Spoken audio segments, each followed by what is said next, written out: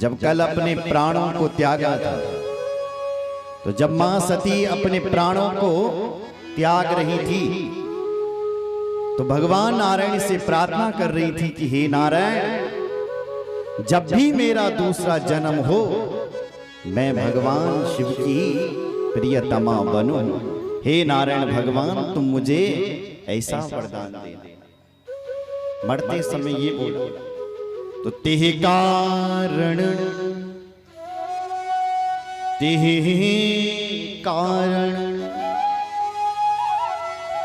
हिमगिरि गृह जाई, जन्मी पार्वती तनु पाई। उसी कारण से मां सती जी का जो दोबारा जो जन्म हुआ था वो मां पार्वती रूप में हुआ। बोले कहां हुआ? बोले हे ऋषियों, हिमाचल जी के घर में हुआ था। कैसे? बोले एक समय की बात थी, एक समय सनकादिक ऋषि स्वर्ग में बैठे हुए थे देवराज इंद्र के साथ। इतने में क्या हुआ कि स्वर्ग की 3 देवियां सनकादिक ऋषियों को देख करके खड़ी नहीं हुई थी। तो बाबा ने देखा कि देखो देखो, मुझे देख करके खड़ी नहीं हुई है। तो उन सनकादिक ऋषियों ने उन तीनों स्वर्ग की देवियों को श्राप दे दिया कि हे देवियों, तुम हमें देख करके हमें प्रणाम नहीं किया तुमने, हम तुम्हें श्राप देते हैं कि जाओ धरती पर तुम्हारा जन्म हो जाए और धरती पर तुम नर स्त्री बनो। नर स्त्रिया संभवन्तु त्रिस्तो ज्ञान मोहिता, स्वकर्म प्रभावेण लभत्वं फलमीदृशम्।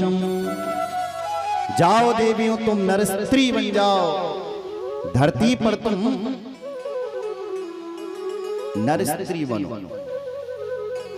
थोड़ा व्यवस्थापकों से निवेदन है राणा जी से कि थोड़ा विशेष बैठने की व्यवस्था बनाइए पीछे, नहीं तो भगत जन कल से नहीं आएंगे, फिर कहेंगे कि बैठने की व्यवस्था नहीं है। हमारे कर्मठ जो समाज सेवक हैं महपाल सिंह विष्ट जी, उनसे भी निवेदन है कि आप थोड़ा पीछे बैठने की व्यवस्था बनाइए हमारी मातृशक्तियों के लिए। बोलो जय श्री राम।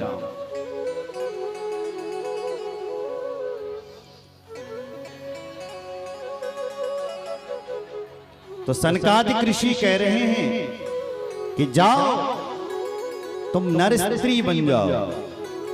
तो उन स्वर्ग की देवियों ने सनकादिक ऋषियों को प्रणाम किया और कहा, हे महाराज, आप ये क्या कर रहे हैं? हमें श्राप दे रहे हैं, हमें माफ कर दो, माफ कर दो, माफ कर दो। फिर उन्होंने कहा, सनकादिक ऋषियों ने कहा कि हे देवियों, हम तुम्हें माफ करते हैं, पर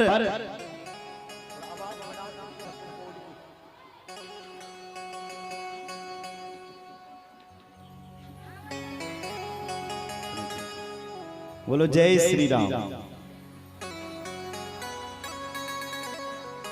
सनकादिक ऋषि कह रहे हैं कि देवियों, अब हमारा श्राप देखो मिथ्या नहीं हो सकता है। स्वर्ग की देवियों ने सोचा कि ये 5 साल के हैं, इनको क्या प्रणाम करना है, हो सकता है। क्योंकि जो सनकादिक ऋषि हैं उनके बारे में लिखा है कि ये हमेशा 5 साल के ही रहते हैं। सनकादिक ऋषि कभी 6 साल के कभी नहीं हुए, हमेशा 5 साल के रहते। पंचहायन संयुक्ता, गद्दे बिछा दो, पीछे पीछे बिछा दो इन गद्दों को, कुछ दरियाओं बिछा दो, गद्दे सारे पीछे डाल दो। बोले शंकर भगवान की। तो जो सनकादिक जो सनकादिक ऋषि हैं वो 5 साल के ही रहते हैं। पंचहायन संयुक्ता पूर्वी सामपि पूर्वजा। सनकादिक ऋषियों के बारे में लिखा है कि वो कभी 6 साल के कभी नहीं हुए, हमेशा 5 साल के ही रहते हैं। क्यों? क्योंकि इनके मुख में हरि शरणम हरि शरणम हरि शरणम ये मंत्र रहता है। और इस मंत्र का प्रताप यह है कि जरा युष्मान न बाधते, बुढ़ापा इनको कभी नहीं आता। इसलिए जब मीटिंग हो रही थी तो 3 स्त्रियों ने इनको प्रणाम नहीं किया, स्वर्ग की देवी। तो सनकादिक ऋषियों ने उन्हें श्राप दे दिया कि तुम नर स्त्री बन जाओ। तो ये तीनों देवी चरणों में गिड़गिड़ाई, रोई कि महाराज हमें माफ कर दो, माफ कर दो, माफ कर दो। तब फिर सनकादिक ऋषियों ने कहा, हे देवी, बड़ी वाली के लिए बोले, नर स्त्री तो तुम्हें अवश्य बनना पड़ेगा, पर हम तुम्हें आशीर्वाद देते हैं कि मैनाया स्तनया देवी पार्वती जगदंबिका भविष्यति प्रिया शंभो तपः कृत्वा सुदूषहम्। हे देवी, नर स्त्री तुम अवश्य बनोगी, पर धरती पर तुम्हारा नाम मैना होगा और तुम हिमाचल राजा की पत्नी बनोगी। और तुम्हारे यहाँ साक्षात मां भगवती जगदम्बा जन्म लेगी, जो भविष्य में भगवान शिव की प्रिया होगी। भविष्यति प्रिया शंभु, जो भविष्य में भगवान शिव की प्रिया होगी।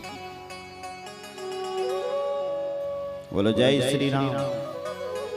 दूसरी आई, दूसरी ने कहा, हे महाराज मुझे भी आप आशीर्वाद दो। तो दूसरी के लिए बोल पड़े वो ऋषि कि हे देवी, हम तुम्हें भी आशीर्वाद देंगे। तुम नर स्त्री तो होगी, पर तुम्हारा नाम धान्या होगा। धान्या सुता स्मृता सीता राम पत्नी भविष्यति लौकिकाचारमाश्रित्य रामेण बिहारिण। जाओ देवी, तुम्हारा नाम धरती पर धान्य होगा और तुम्हारे घर में मां सीता का जन्म होगा, जो मां सीता भविष्य में राम की पत्नी होगी। राम पत्नी भविष्यति धन्या सुता स्मृता सीता, तुम्हारा नाम धान्या होगा।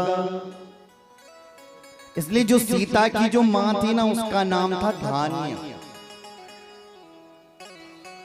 पर उसके नैन बहुत सुंदर थे, इसलिए लोग उसको सुनैना कहते थे। सुनैना, सुंदर नैनों वाली।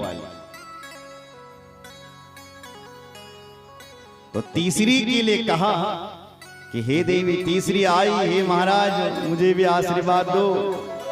तो तीसरी के लिए कहा, कलावती सुता राधा साक्षात गोलोक वासिनी गुप्त स्नेहानि बाधासा कृष्ण पत्नी भविष्यति।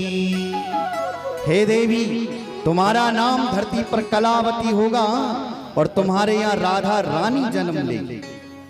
कलावती सुता राधा, तुम्हारी सुता यानी तुम्हारी जो बेटी है वो राधा रानी बनेगी, जो भविष्य में भगवान श्री कृष्ण की पत्नी होगी। कृष्ण पत्नी भविष्यति। देखो शिव पुराण में स्पष्ट लिखा गया है कि जो राधा है वो भगवान श्री कृष्ण की पत्नी है, स्पष्ट लिखा गया है।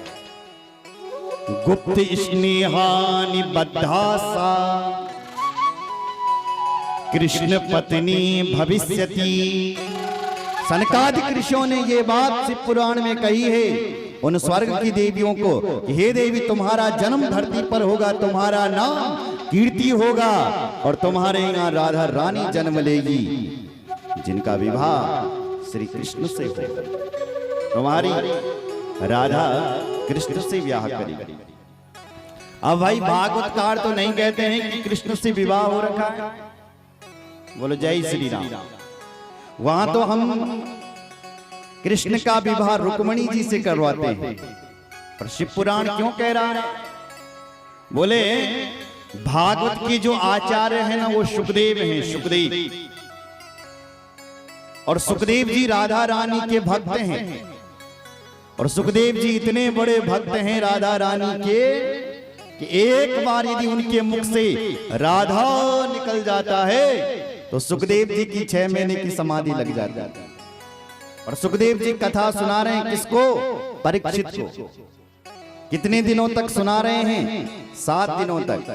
अब सुखदेव जी जब भागवत कथा परीक्षित को सुना रहे थे, कृष्ण कथा, तो उन्होंने सोचा यदि मैंने राधा रानी का नाम बीच में बोल दिया तो कहीं मेरी समाधि ना लग जाए, इसलिए उन्होंने कहीं भी भागवत में राधा का वर्णन किया ही नहीं, संकेत रूप में किया होगा वाला। पर अन्य जो पुराण हैं इनमें स्पष्ट राधा रानी की कथा देवी भागवत में बहुत भरी है।